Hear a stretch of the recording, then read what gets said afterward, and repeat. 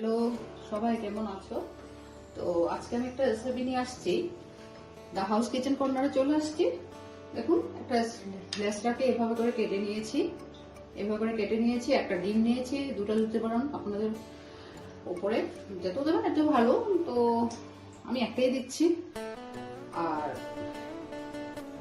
Tomato নিয়েছি, কাঁচা লঙ্কা নিয়েছি, পেঁয়াজ নিয়েছি, আদা রসুনের পেস্ট নিয়েছি, আর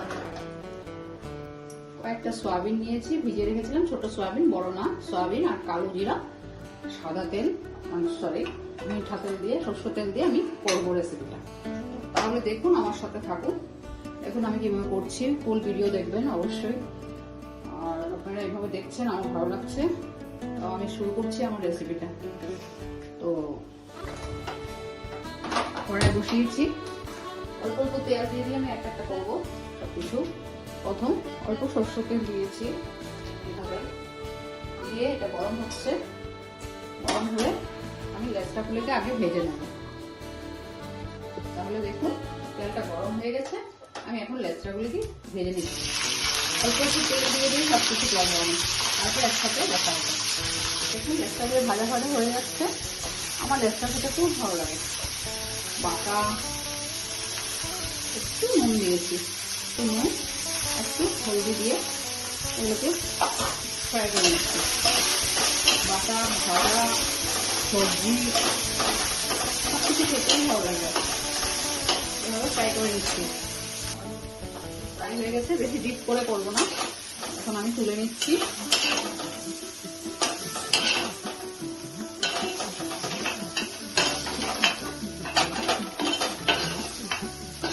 এভাবে তুলে নিয়েছি।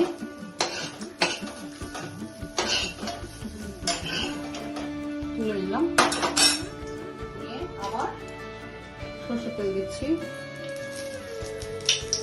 তাও বেশি পড়ে যাচ্ছে, অল্প একটু তেল দিয়ে করলেও সুন্দর হয়।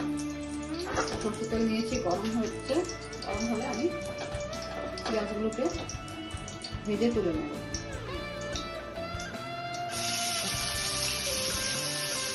এইভাবে আমি পেঁয়াজগুলোকে ফ্রাই করে সাইডে করে রেখেছি।